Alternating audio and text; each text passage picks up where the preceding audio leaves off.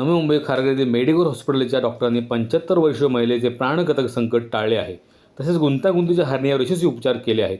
अनेक वर्षांपासून जटिल हर्नियामुळे त्रस्त असलेल्या महिलेला नवी मुंबईतील मेडिकल हॉस्पिटलमध्ये यशस्वी शस्त्रक्रियेनंतर नवे जीवन मिळाले आहे.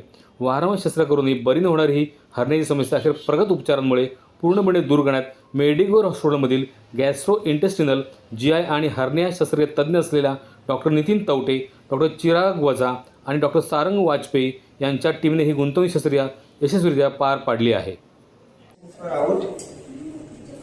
Because of the previous surgery, it was stuck also inside.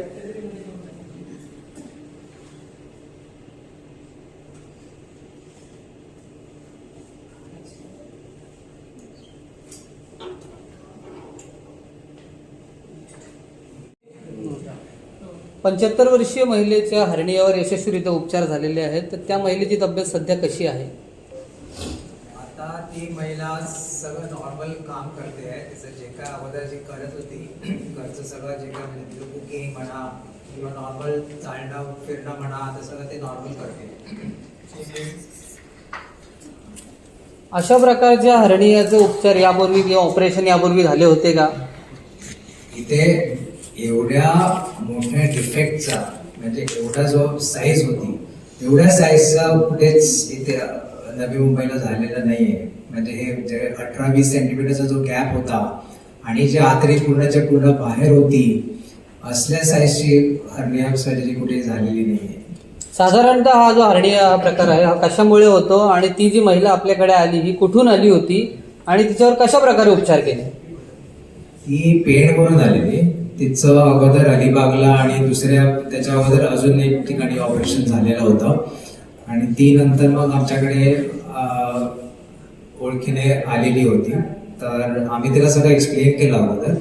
याचं मेन कारण असतं की स्नायू कमजोर होतात. जसं वय वाढतं तसं स्नायू कमजोर होतात किंवा मग अगोदरची जी शस्त्रक्रिया झालेली असावी अगोदर त्याच्या कारणाने जसं ते स्नायू वेगळे होऊन जातात आणि जसं सरांनी सांगितलेलं की स्नायू असे बाजूला खेचले जातात. त्याच्यामुळे थोडा जरी गॅप असेल मध्ये आणि जर पेशंटने जर काळजी घेतली नसेल त्यावेळेला ट्रीटमेंट घेतली नसेल तर ते गॅप तो वाढत जातो. तो डिफेक्ट असतो तो वाढत जातो आणि हळूहळू तो जास्त होतो आणि मग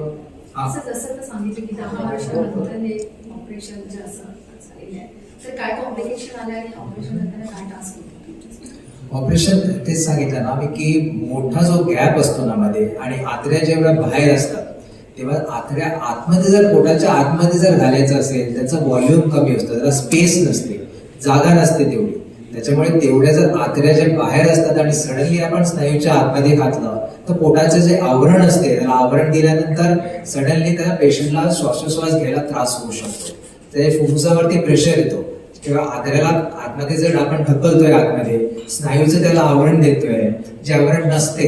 आता 18 सेंटीमीटरचा गॅप होता सडनली आपण आतमध्ये पोटाच्या आतमध्ये त्याला ढकलतोय आणि ती स्पेस लिमिटेड असते. त्याच्या कारणाने आपण हे जे प्रोग्रेसिव्ह न्यूमोपेरेटोनियम म्हणतो की त्याला पेशंटला सवय होऊ दे त्यासाठी आपण त्याला आतमध्ये गॅस भरला थोडे दिवस, त्याच्यामध्ये ते स्नायूज थोडे स्ट्रेच करून घेतले, त्याला इंजेक्शन दिलं, स्नायू रिलॅक्स होण्यासाठी त्याला इंजेक्शन दिले. हे जे सगळ्या गोष्टी आहेत त्याच्यासाठी आपल्याला हे प्रिपरेशन लागतं. आपण जर समजा म्हटलं की आत्ताच आपण डायरेक्टली ऑपरेशन करणं असं नाही होत कारण ते फेल झालं. तसं त्या लोकांनी अगोदर केलेलं होतं त्याच्यामुळे ते पेशंट परत त्याला परत होत होतं.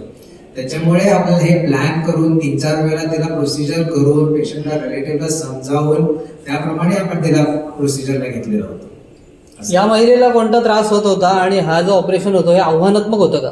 डेफिनेटली आव्हानात्मक होतं कारण हिला चालायला त्रास होता. तुम्ही बघितले ते साईज मिअर साईज जी होती ती एवढी साईज असताना जेव्हा त्या आतड्याच बाहेर होत्या तिला पोटात एवढ्या कळा यायच्या मध्ये उलट्या व्हायच्या, संडासला त्रास व्हायचा, पोटात दुखायचं, खाल्ल्यानंतर तिला पोट जेवण जिरत नव्हतं आणि चालायला पण तिला त्रास होत होता. काही समजा काय खाली उचलायचं असेल किंवा दुसरं काही काम करायचं असेल म्हणाला पोटात दुखायचं.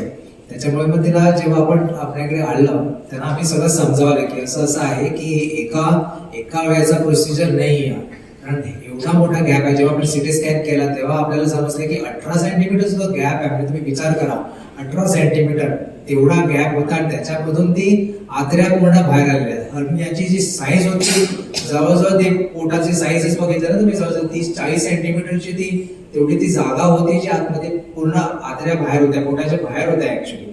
आणि तो तेवढा 30-40 सेंटीमीटरचा जो आतड्याचा जो घेर होता तो पूर्ण पोटाच्या आतमध्ये घालायला तेवढा व्हॉल्यूम पाहिजे. कारण पोटाची साईज शेवटी कसं असतं, आपलं आता समजा प्रेग्नेंट लेडी आहे, ते त्याचं युट्रस हळूहळू वाढतं, तेव्हा ते हळूहळू वाढतं तेव्हा आपल्याला स्पेस तयार होते, स्किन स्ट्रेच होते. जवळजवळ हळूहळू जसं होतं तसं स्किन स्ट्रेच होतात, पण ते स्नायू पण तसे स्ट्रेच होतात. आता प्रेग्नन्सीमध्ये काय होतं की ते सगळे स्नायू असे पूर्ण वेगळे होत जातात.